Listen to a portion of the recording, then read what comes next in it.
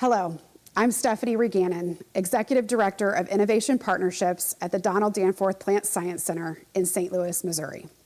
Welcome to AgTech NEXT 2021. We are so glad you are joining us. As we kick off this first session, we are thrilled to welcome more than 700 attendees from around the globe to join these critical conversations. Our team decided to focus on climate change as an overarching theme to this year's convening, acknowledging we have a unique opportunity in this moment to raise our hand as an industry, to lean in as a value chain of farmers to food processors to food retailers, and to step up to the grand challenge of our lifetime. We invite you to see things differently as we focus each of our 3 conference sessions on powerful intersections where innovation in agriculture can move the needle on climate change, carbon and environmental markets, geospatial and location sciences, and food security. This August, the UN Intergovernmental Panel on Climate Change released its latest report. The data are sobering. The question is, what will we do in this moment? Dr. Bill Danforth, founder of the Danforth Plant Science Center, instilled in us the hopeful mission to improve the human condition through plant science. In following his lead, we must recognize that our industry, and that includes all of you, is uniquely positioned to innovate and collaborate to change our current trajectory. We must seize this opportunity to lead. Our sincere thanks to the External Advisory Board of AgTech NEXT, which is chaired by Sam Fiorello, and all of our partners and sponsors who make this event possible.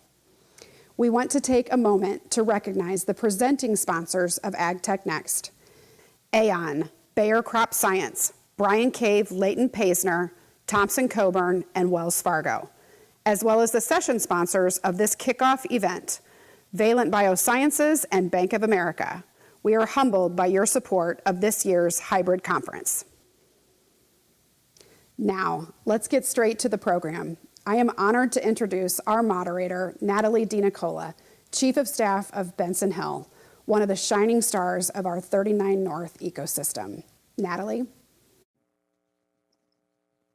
Good afternoon, everyone. Thank you for joining us. We're really excited to kick off the 2nd annual AgTech NEXT, an innovation summit that brings together industry leaders, innovators, and entrepreneurs who are ready to shape the future of food.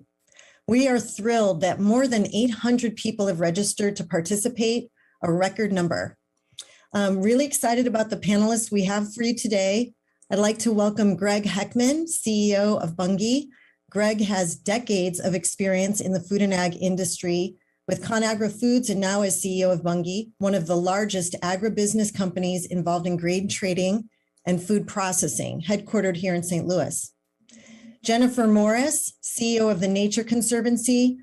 She has, for decades, over 25 years, she's dedicated her life to protecting the environment for people and nature. We all know the Nature Conservancy has been a great leader, driving the development of environmental markets across many industries.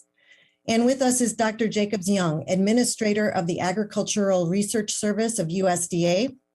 She also served as Senior Policy Analyst for Agriculture in the White House, Office of Science and Technology Policy. ARS includes 1,800 scientists around the world and is the chief scientific in-house research agency for the USDA. So really excited to have all of you with us today.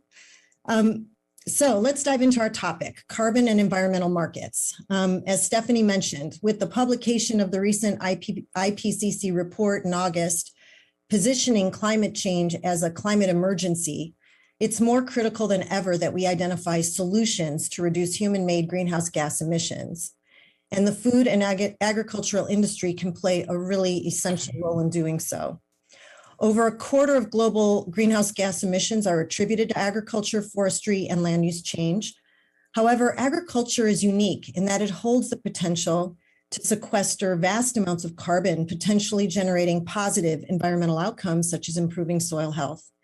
Creating incentives for the food value chain and working collaboratively are critical to successfully decarbonizing the food industry. Carbon markets, or what we'll broadly be calling environmental markets, are a market-based solution that has gained traction in recent years, which allocates monetary value to ecosystem services. We've seen examples with carbon, water, land use change, etc. Essentially, the larger the reduction in environmental impact, the more it's worth. Such environmental markets aren't a new concept. For example, carbon offsets in forestry have been around for quite some time. So what are the challenges and opportunities posed by environmental markets in agriculture? What role do the different sectors play? And are there viable long-term solutions? We're going to explore that today with our panelists. Dr. Jacobs-Young, I'd like to start with you. In particular, can you share with us, what is ARS USDA focused on to meet the needs of this industry that wants to address climate change? Thank you, Natalie. So we're at a crossroad, facing the challenges of ending a global hunger, mitigating and adapting to climate change, and fighting an ongoing global pandemic. We know that agriculture must be part of the solution and helping to meet the needs of our industries. Investments in ag innovation, research and development will generate solutions that enable us to sustainably increase agricultural productivity, improve livelihoods, conserve nature and biodiversity, strengthen water security, and adapt and build resilience to climate change, all while reducing greenhouse gas emissions and sequestering carbon. The transformation of our food system depends on our capacity to innovate. And this will require sustained, robust investments in research and technology development. In April, at President Biden's Leaders Summit on Climate, the United States and United Arab Emirates announced plans for the Agriculture Innovation Mission for Climate, or AIM for Climate, which will be launched at the 26th UN Conference of the Parties in November. The goal of AIM for Climate is to increase and accelerate global innovation, research and development, and agriculture and food systems in support of climate action.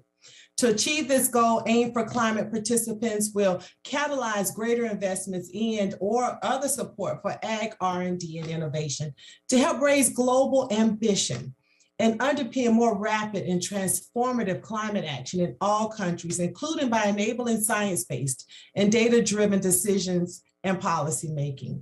By coming together to support greater investment in ag innovation and research, we can enhance existing approaches and deliver new ways to sustainably increase agricultural productivity. And at the same time, we will be improving livelihoods, conserving nature and biodiversity, and addressing the climate crisis.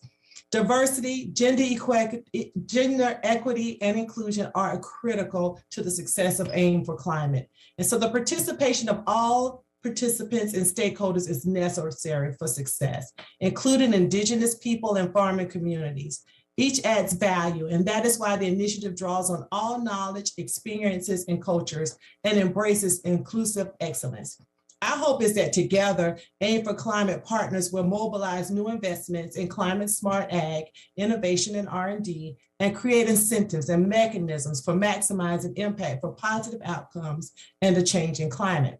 So with the right tools, American agriculture and forestry can lead the world in deploying science-based solutions that will help both increase climate resilience and create new market opportunities for our sector fairly and equitably. So thank you for the opportunity to be here today.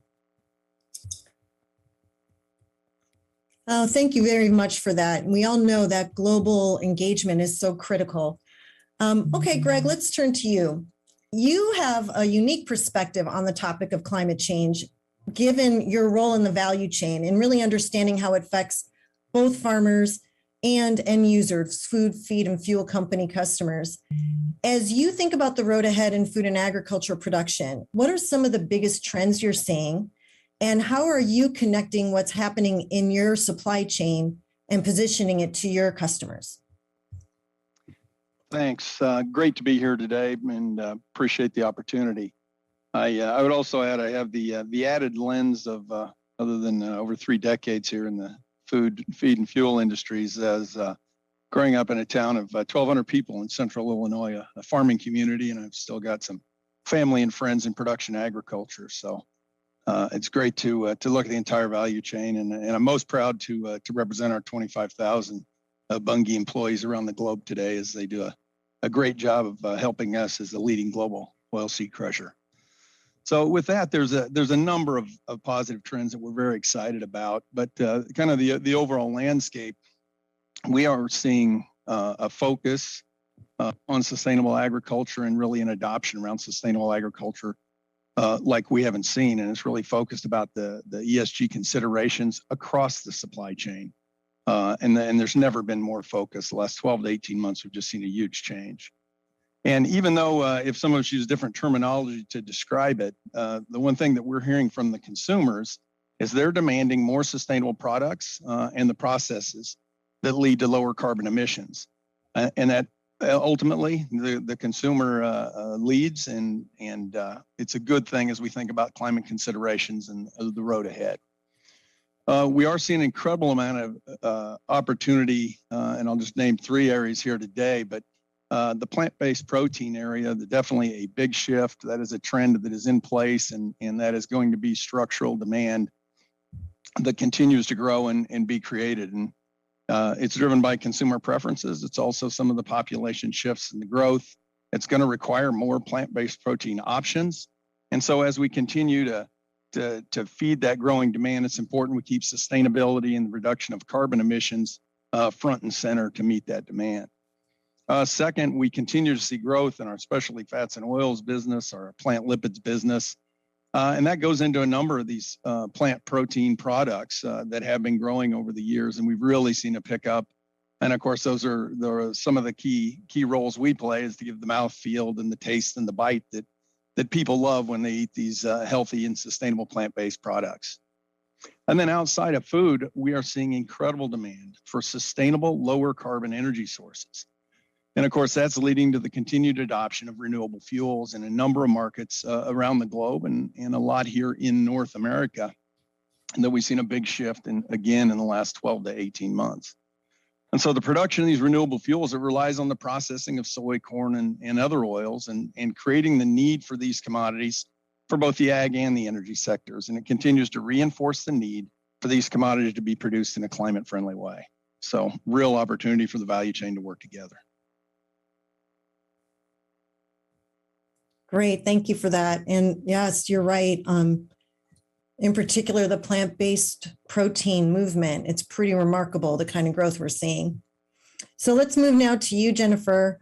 As I mentioned, the Nature Conservancy's played really such a leading role in developing these kind of markets across different industries. Be curious of your thoughts on, examples of those and learnings, and in particular, what's unique about the food and agriculture industry, how we can contribute, and do you think this is our moment in time to make it happen? Great. Thanks so much, Natalie. It's wonderful to be here. I also want to thank the Danforth Plant Science Center. I'm thrilled to be here with Greg and Shavonda. It's incredibly important and timely topic. So I've been at the Nature Conservancy as the CEO for just over a year now. And while I've been working in the international environmental space for over 20 years, I kind of started my entry into the sector working with farmers. And in fact, working with small women farmers in northern Namibia, where I was fortunate enough to spend a few years, and really saw firsthand the struggles that those farming communities had just feeding their families, specifically as a result of the degradation of nature around them, both at a global scale and at a local scale. So what I love about the Nature Conservancy is its commitment not only to really help protect nature as we know it, but also to engage constructively with farmers all over the world, like those that I worked with in Africa, but also here in the Midwest. Many of you are calling in from the Midwest. My husband's family is actually from Ohio, and his whole family are farmers. And so I've been fortunate enough to also engage in the U.S. agriculture sector a bit as well. But I'm also thrilled to be talking about one of my favorite topics, which is markets. And that's another reason why I love the Nature Conservancy and its commitment to using the power and dynamism of markets for the protection of nature in over 70 countries. not just the conversion of nature for more traditional products. And that's what's so exciting about the recent trends that are happening in the environmental market space. And I'll touch really and focus my few remarks here on carbon markets.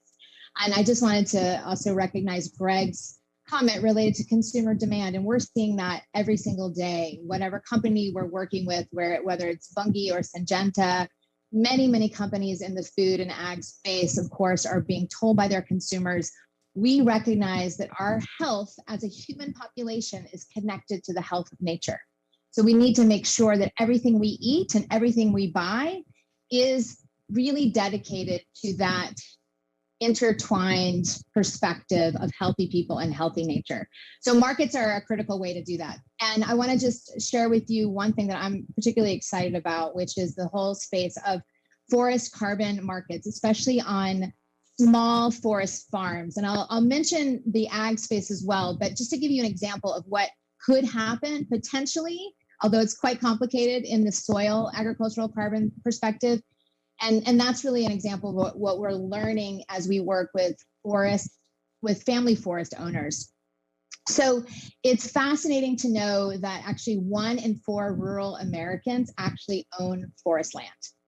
So it's a huge amount. 38% of all forests in the US are actually owned by small family farms on relatively small plots.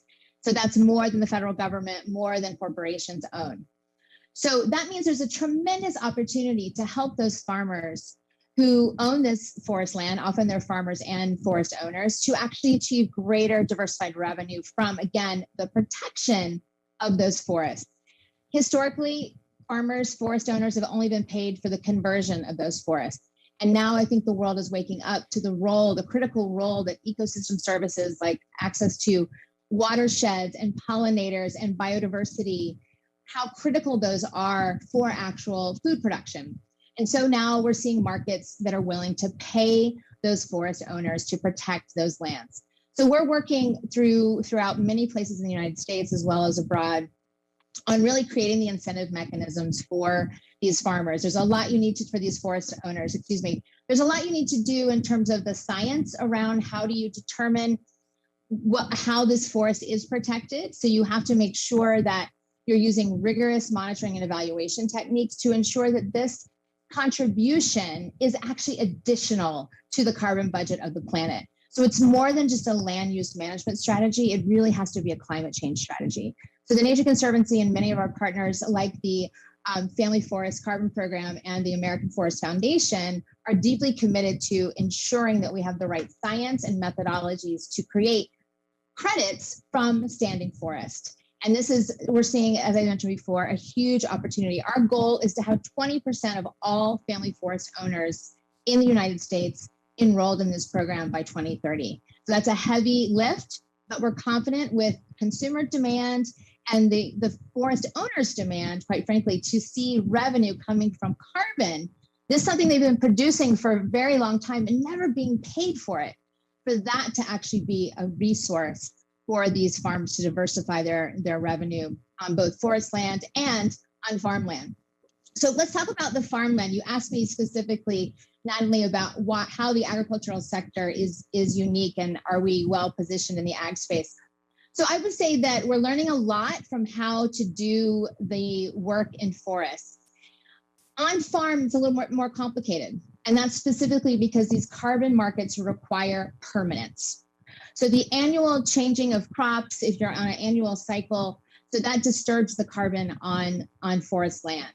And that is challenging from a carbon markets perspective. You need to make sure that carbon is in the ground forever, for 100 years is the definition of permanence. So doing that in the soil carbon space is not impossible, but it is challenging. And we need to make sure that we're providing farmers with enough sufficient income to make that transition, to include things such as no-till agriculture to the extent that we can do that. That will help to retain carbon in forest soils.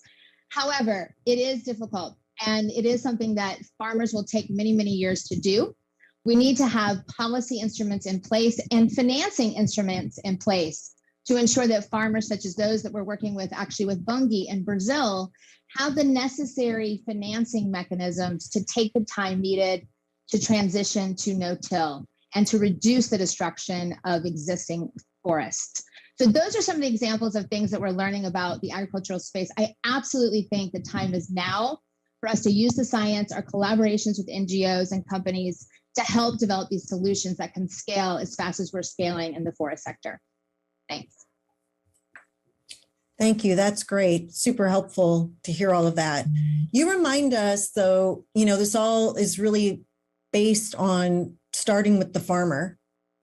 And so, Shavonda, I wondered if you could talk to us a little bit about how ARS USDA are working to engage with farmers in this issue. Yes, absolutely. So we know to make real and lasting improvements to our agriculture and food systems, it's imperative that we come together in support of science-based and data-driven decision-making and innovative solutions that are grounded in scientific findings and methods, cutting-edge technologies, and sound ecological management approaches. And what we do know that it is also imperative that we engage farmers, ranchers, and foresters in the process, because after all, they are the best stewards of the land, as we just heard from Jennifer about the land ownership, the forest ownership. And so we're really working on a voluntary basis for voluntary engagement. In ARS, we're conducting the science every day. We have 90 plus locations across the country, 4 overseas locations, and that gives us the ability to be right there on the ground at the local and regional level, working with stakeholders, working with farmers every day to address the challenges that they face and provide solutions. And those farmers, producers, foresters are on the front lines of climate change. And so with the science, we were working to help to identify what is the next climate smart practice.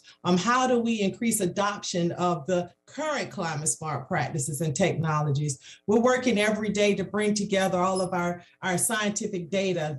ARS has its mission that translates all the way back to the beginning of the Department of Agriculture. So we have data on top of data. And do we have the supercomputers, the high performance computing systems, the artificial intelligence, machine learning to take advantage of all that data?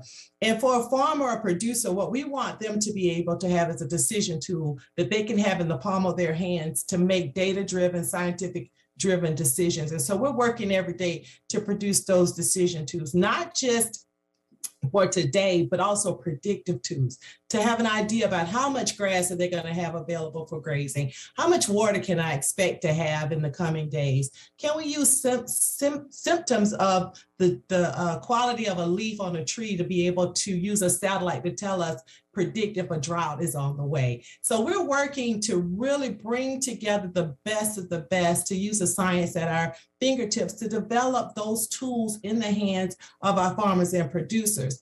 And one of the things that's been very important when we look at our climate hubs and our long-term agro-ecosystem research network, it must be inclusive of farmers, producers, and ranchers, a diverse set of those folks, because we want ultimately to have those practices put in use. And so it's been important for us to have them involved in the process. We are looking at topics like labor, the availability of labor. If we meet with some of our global colleagues, we also hear about labor. Artificial intelligence and machine learning are going to be so important with us, helping us to address some of the challenges we face. For example, we've been using artificial intelligence and machine learning to create autonomous robots that can perform previously labor-intensive tasks like harvesting crops in greater volumes. We have an apple sorter that can grade the apples in the field. There are things that we can do with technology that address some of the challenges we face and also help us address climate change. So I just want to say the partnership between USDA, our private industry, our growers, is critically important to help meet the challenges that we're facing in climate change. And we want to answer their biggest challenges. And so we're working towards that every day. I might add on quickly that I think Siobhan and Jennifer have done a great job of kind of framing some of the complexity around this. And I think one of the things that we do enjoy in our place in the value chain is having customers at both ends of the value chain. And not only the consumer who is definitely sending the signal that they want lower carbon products in food, feed, and fuel. And then we've got the business to business and the business to consumer customers that serve those consumers. And they've made certain obligations, and they're trying to meet their obligations around ESG and trying to figure out the way to do that. And then we've got our deep relationship with the farmers around the world, and they're definitely interested in doing their part to adopt the sustainable farming practice and to help adopt climate change. But they've got to balance, those critical environmental demands with the economic realities of every day. And so this is about connecting everyone and everyone working in a very transparent and collaborative manner along the value chain so that we can send the right economic signals to the producers and so that they can get the value for changing those practices and for producing these lower carbon products that we can then move all the way through the value chain. And so we're excited about our role in that, but we're all really going to have to work together. And that includes the NGOs, it includes the policymakers, it includes industry, includes our investors who have really got a focus on this as well now, because that's how we're going to get there at scale. That's how we're really going to make a difference. And there are just a number of these things where we're going to have to be transparent to get there at scale and be very, very collaborative. And quite frankly, a lot of these industries aren't used to that. And that's a big change. And that's where we've all got to step up. Right. May I also add, it's important to engage our farmers and producers in the scientific process as well. And so what I like about some of the climate hubs and the LTAR sites across the nation is that we invite farmers and ranchers in. And so we have an opportunity to test rotation, climate smart practices. We can test them on our land and on our research plots so that it can de-risk some of the decision for our producers, give some transparency into how the science is being used and conducted, and also be informed by our farmers and ranchers. And so this idea of the long-term agroecosystem research network has been so effective that we have put it on the world stage, and we've encouraged some of our global partners who are also developing what they call agricultural living laboratories. And so it is how we can bring the stakeholders and the users of our science into the process. Some people call it citizen science, but I just think it's important for our users to trust what we deliver. We really want to be able to give them some transparency in how we work. Well, that collaboration is absolutely critical, as you say. Speaking to that, a question for you, Jennifer. What motivated the Nature Conservancy to invest directly into early stage innovation companies in the soil health space? Yeah, so thanks for that. It's critical that we have companies, I mean, that's where we scale, right? We know that if to have scalable solutions that are going to work for farmers, it has to involve the private sector, and having the innovative tech companies that we've put some early stage financing into be part of that, and so that we can promote through our channels and networks what those companies are doing and really highlight those examples, not only as critical for the farmer, but also critical for the conservation of nature and the creation of these markets. We really feel that these specific companies are going to have huge success in scaling, but we need more. I mean, as has just been said by both Greg and Shavonda, it's going to take all of us to come in and to really be transparent about what we're learning. And I think that's something that I'd love to see more. It's often hard for organizations, companies, NGOs, government to really talk about some of the challenges that we face. And I think we need to do that really in a pre-competitive way, because at the end of the day, what we're trying to do with protecting the planet, everyone here, every customer that is, works with Bunge, every single person on this call, if we don't fix the trajectory that we're on as a planet, we are going to have significant challenges. And we're already seeing that every day as storms and fires are raging. So it's going to take us to change our behavior and to really work together on, and having NGOs invest in companies that can scale is just one of the sort of radical solutions and radical collaborations that TNC is proud to be part of.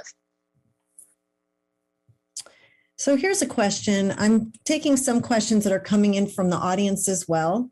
And this one, we're in the midst of a digital revolution in ag tech. How can we specifically ensure that underserved economies and communities reap the benefits equally of the insights derived? Will technology create more parity or stratification ultimately? Who'd like to take a shot at that one? I'd just take a quick start. I mean, how we think about it at Bunge is, as we've made innovation that has helped us, we're sharing it globally. If you look in South America, tracking our purchases around to ensure that we're not buying from deforested areas, and then working with producers to help get them to market, and where we can provide deforestation free and where people want to pay a premium for that product, that we can get that value back to the producers. But then we're sharing those tools so that others can take advantage of the investment that we've made. And so we'll look to continue as a global company, we'll continue to look for those opportunities to share what we learn, to share our investments and continue to drive improvement everywhere. We feel that's our responsibility. Yeah, I might jump in too. I agree with that, and also just would say that it has to be intentional. We can't just assume that the technology will be equitable, because we know historically it hasn't been. So one of the things that we're working on is a tool called Ag Evidence, which is specifically focused on the Midwest, which is allowing landowners, farmers, and policymakers to understand the impact of different conservation agricultural practices on environment and production outcomes. And those tools, every single one that we develop as a community, needs to be targeted and focused on communities that have had less access to those tools, because they're going to bear the brunt and are bearing the brunt of the climate crisis first. They have less ability to be resilient as the climate crisis washes over their farms. So we have got to make sure that they understand the opportunity of these new markets, and that will require intentionality. And I also just want to praise the USDA and its $50 million commitment last week, I think it was, to focus on farmers that have traditionally been left out of mainstream access to resources, financing, tools, and technology. Yeah, thank you, Jennifer. And one of the things I'm excited about a lot. I'm also excited about our intentional efforts to remove barriers from participation in USDA programs, taking the time to listen to a lot of different communities, to hear what their specific needs are and to address those with solutions. I think that it is an opportunity to really, as scientists, we always think science is science. But we do need to look at the portfolio of the scientific programs that we implement. And if they're not inclusive, if they're not informed by a diversity of communities, we really need to review and reinvigorate those programs. And so we're spending a lot of time listening, and I'm happy about that. I think that climate change is also, in some cases, people may not believe this, has presented some opportunities. And so there are some varieties that typically would not have grown in a specific area that now we might be able to capitalize on the growth of those varieties. We're doing a lot of research. USDA in the United States has one of the largest germplasm collections in the world, which means that we can go on hunts for traits from wild relatives, from maybe characteristics that we've bred out over the years for some other purpose, but now we need to put them back in to be more resilient. I was visiting one of our laboratories in Charleston, South Carolina, and they were developing a broccoli variety, which, it was a surprise to me that broccoli cannot be grown in the South because it's too hot. And so, but we can develop a variety of broccoli that can be grown in the South. So now we've already helped the environment by not having to truck the broccoli from someplace else. It can be grown more locally and regionally. That's just one example of some of the work that they're doing, going back and identifying traits that can be used to be more water tolerant, more heat tolerant, cold tolerant, salinity tolerant, because in some places the water is highly salinate. There's a lot of saline in the water, like in California, but how do we continue to grow based on what we have to create resilient ag communities? And so that's just one example. But I think that together, listening, working closely with industry, with our partners in the field, that we can be able to sit around the table and come up with the best solutions. You know, we haven't talked about the fact that the population is growing to what, 10 billion by 2050. All those people will need to eat. And how do we meet that demand and protect and be great stewards of the environment? Yeah, Shavonda, I'm so glad you brought up that genetic diversity within crops and across crops. That's really been largely underutilized in our food system. I mean, we've done a lot of innovation in that space, but there's so much more we can be doing. So speaking to that, a question that came in from the audience, can greater adoption of permanent crops, existing or novel, help to promote on-farm practices that sequester more carbon in soil and biomass?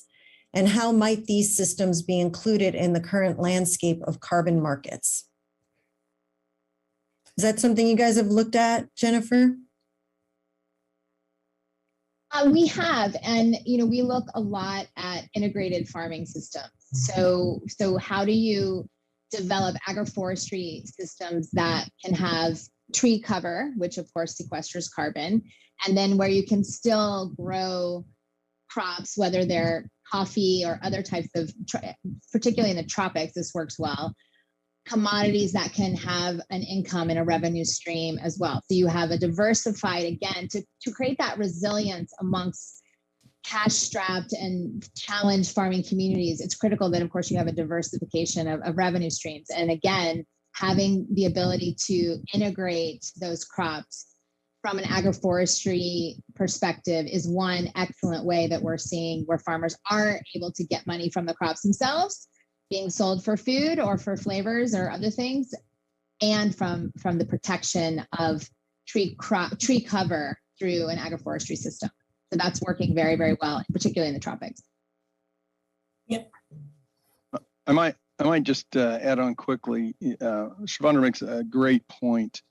We are helping feed a hungry and growing world, and so we have to be able to do these things in parallel. And it is important that we, as technology continues to develop and as we work together better to come up with these, local and regional solutions that support global progress, that we do think about growing things in the areas of the most comparative advantage. And policy can make a big difference on that. And we need to make sure that the policy workers are reaching across lines globally so that we're not creating unintended consequences. Because by growing things in areas of most comparative advantage, we can grow them with fewer inputs. We can get more production on less land, and we can move things the shortest distance from where they're grown to where they're consumed on a net global basis, not on a local basis. You need to think through that. And there's a lot of carbon involved in moving commodities around. So growing the most where we can on a per acre, reducing the inputs, having the lowest carbon footprint where they're used, we can help solve not only the climate issue, but continue to make sure that we have good, healthy, nutritious, low-cost food to feed the growing world. And that we've got to do it all. Right. Yeah, and I was going to just add, we talked about no-till. We also need to talk about cover crops. They play a really, really important role here. And depending on which cover crop you use, you can impart different types of benefits to your soil. And so that's a huge area where I think there are some potential that we haven't tapped yet. And then we're going to continue to be looking into how do we continue to integrate cover crops into our climate smart practices and grazing. So there are a number of techniques and tools out there that I think they can only be improved and informed by the people who actually need to implement them. I want to add one thing, and the one thing we know is that markets will work if we let the markets work, and they will drive capital to innovation.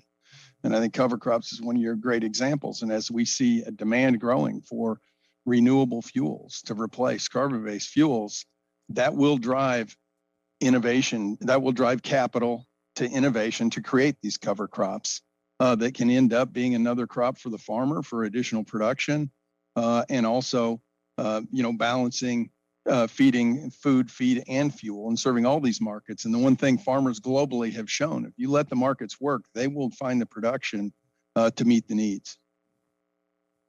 Yeah, I would maybe just add, Greg, I think that markets do work, but they don't necessarily work equitably. And so circling back to our earlier conversation around ensuring that we're intentional about equity, inclusion in the work that we're doing, and I know that can sometimes be challenging because of scale, but we need to really make sure that as we're developing these markets and we're looking at cover crops and we're looking at agroforestry as a service for its carbon retention as well as for its other contributions, that we're really working with farmers that often have been excluded from those markets. Yeah, I think about Delta Airlines, who announced that they wanted to go to net zero, right? So you're thinking about, so now how do we meet that need? How do we meet the sustainable aviation fuel need? And so it has churned a lot of energy and excitement about, and that's just one example. I think about the BioPreferred program that USDA has that is all around encouraging federal departments to purchase bio-based products. So Greg, you're probably the market expert, or Jennifer, but creating that demand that now we have a lot of excitement about how do we meet the challenge of meeting it. And Jennifer, I agree with you. By all of us working together collaboratively and in a transparent way, so we've all got the same information at the same time and the same understanding of these key issues, that all the parties along the value chain, we can solve these issues. Yeah. So one question that's come in is, do you have any recommendations for technology companies who are new on how they can join this movement? As you know, there's a lot of innovators that are probably calling into this panel here.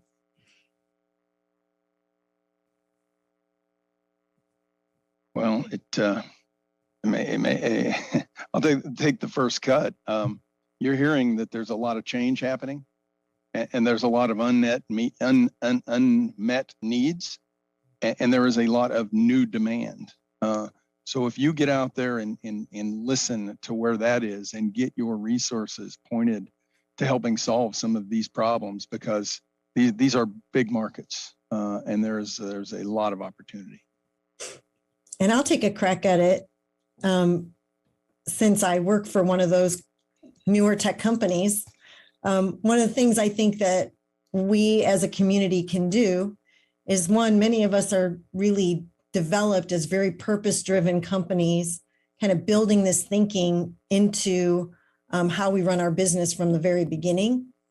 And to me, one of the other advantages of a newer company is that you can really move with what the market needs, and you're kind of agile to try to move fast.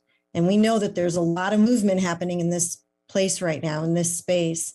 So really leaning in, engaging with the kind of folks we have on this panel is a great way to really inform your business and make it part of how you run your business and develop it. Really look for those opportunities.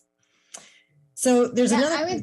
Go ahead, Jennifer. Can I just really quick? I just want to pick up on that for a second. So I think, Shavonda, the role that USDA and the federal government in general has to play in this, I think, is really important. That we need to increase the incentives and make it easier for these companies to expand, especially as we look at new markets for climate change, resilience, adaptation technologies. That is an incredible new frontier.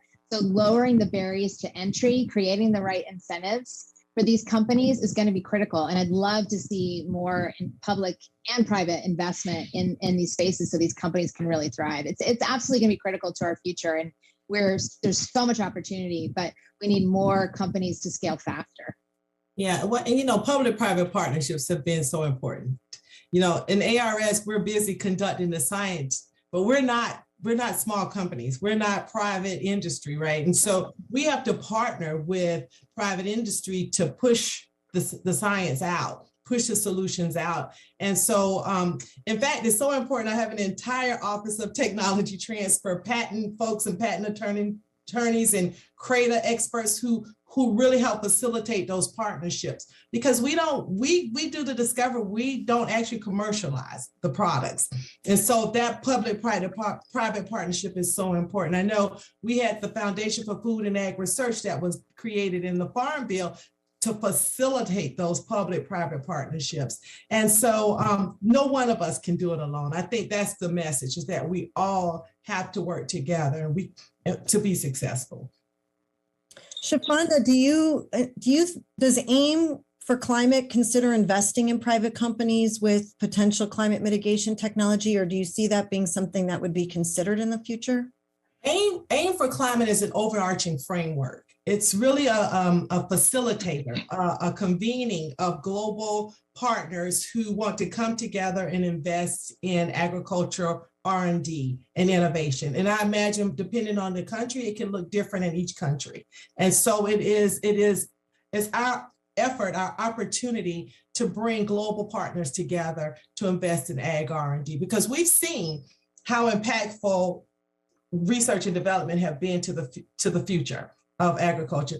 I mean, we started with Norman Borlaug way back in the Green Revolution, but we can't rest on those laurels. We have to continue to innovate every day, and it's better when we can do that globally and working with our partners around the table at places like the G20, at the UN, and other places, using that opportunity to really communicate how important it is for ag R&D. Here's another question that's come in. As the climate is changing rapidly, breaking barriers and introducing new crops in new places is critical. Is it possible, and how are we already considering it? Is that something you've seen, Jennifer, in the work you guys have been doing in different places? Yes, absolutely. I mean, it's not only from an opportunistic perspective, but also just from a survival perspective, as soils are no longer compatible with crops that historically folks have grown on. They're switching crops. But yes, I think there's huge opportunities there. And this goes back to the investments in technology, but also the importance of using the best in environmental science to really understand, one, are there unintended consequences for growing that new crop? For example, will it take more water than the previous crops? Is it really going to be a thirsty product? Other things such as, will it require more land to produce and will require us to clear more tropical forests, which will then, or any forest, quite frankly, and then that will, of course, undermine our carbon and climate goals from the forestry sector. So really understanding and looking at this whole suite of a systems approach when we're thinking about introducing new crops into different places, I think is really, really essential. And it takes a holistic approach. That's why this collaboration amongst government, companies, and NGOs is so important. Absolutely. We use a system, we call it G by E by M. So looking at the genetics, the environment, and the management. So agronomic practices are also very, very important. I think about some of our work in Arkansas doing rice research and really looking at how timing of when you flood the field and some of the other things, and how you can reduce some of the inputs that are needed for rice production. That's just one example, but I think as Jennifer said, it's just going to be so important to really have a systems approach to this. And, when I went to grad school long time ago, we were all kind of in our silos. I don't think any of the big challenges that we face today, they're so complex. I don't think we can afford to be in silos. It's going to require multiple disciplines, multiple organization, institution types, thought processes for us to be able to meet the types of solutions that we're looking for. So absolutely, we have to work together. So that systems approach is absolutely key. And one way to think about that too is we're talking here about carbon markets, but there's questions about other environmental benefits, other kinds of incentives and other environmental outcomes that could or should be rolled into carbon markets. I wonder if any of you could speak to that. We've heard about water, we've heard about soil, different things that should be considered as part of climate markets. Sure, I'm happy to take a stab at that. Another really key area, of course, is biodiversity. And how do we ensure that biodiversity is preserved And not just biodiversity because it's an important role and functioning of our planet's ecosystems, but also the role that a lot of biodiversity plays in different places for pollination. And that, of course, has an integrated approach back to help on-farm productivity. So what we're exploring a little bit is how do we get that additional sort of on top of your carbon payment for high biodiversity carbon. So charismatic megafauna carbon, for example, where we're actually able to protect ecosystems that may have really important attributes from a biodiversity perspective that, again, historically have not been paid for. We're allowing this pollination service to go on and hope and pray that it will continue, but we know that it won't unless we bring economic incentives to those landowners and different companies and individuals who are close to it and need to have an embedded economic incentive for conservation. So biodiversity is one key area that's additional there.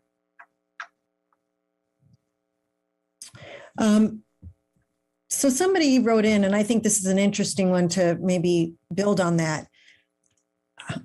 How might citizen science with genomics and eDNA build out the adoption of new biodiversity monitoring technologies? Is that something you could speak to, Jennifer?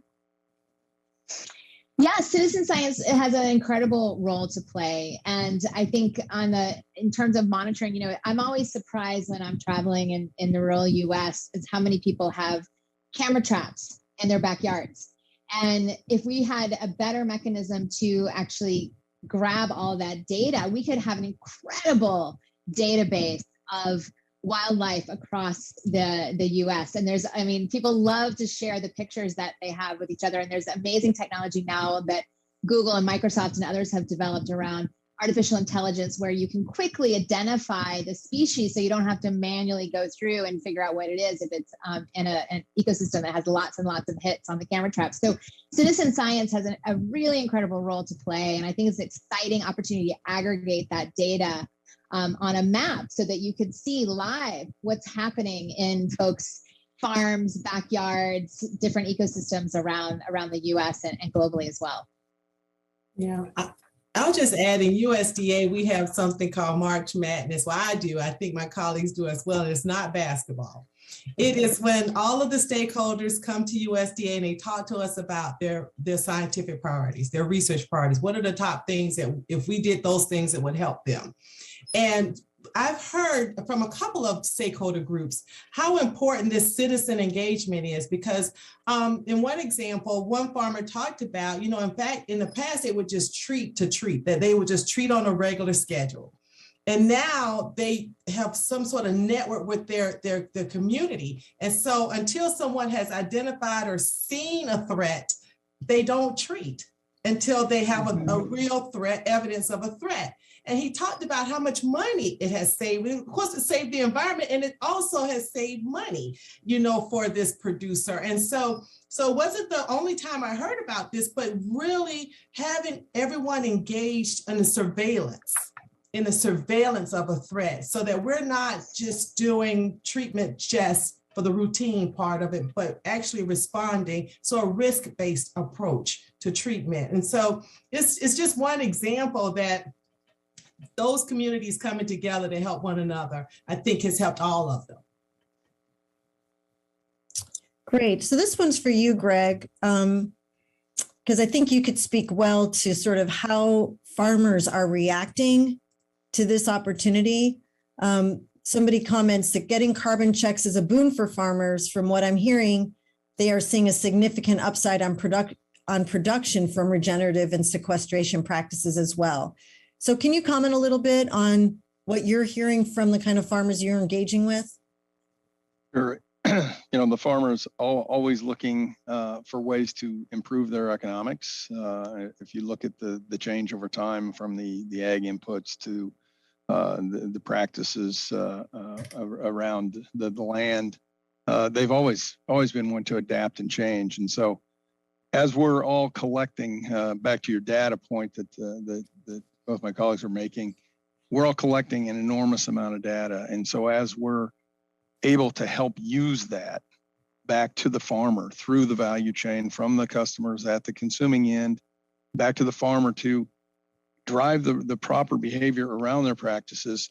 Look, they're interested. They will change in order to create more value, and they will make multi-year change, but they don't want to wear all the risk. They want transparency. They want to understand it. They don't want it to be a black box.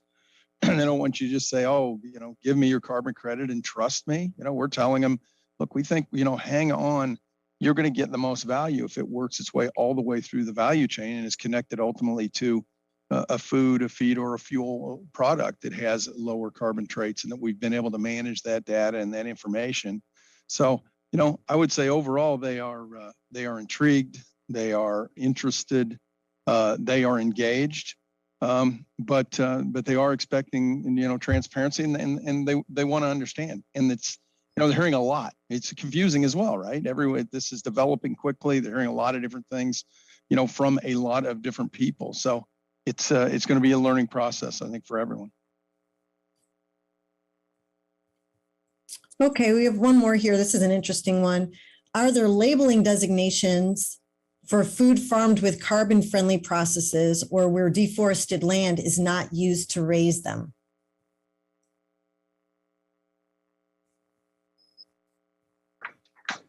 Is that something you could...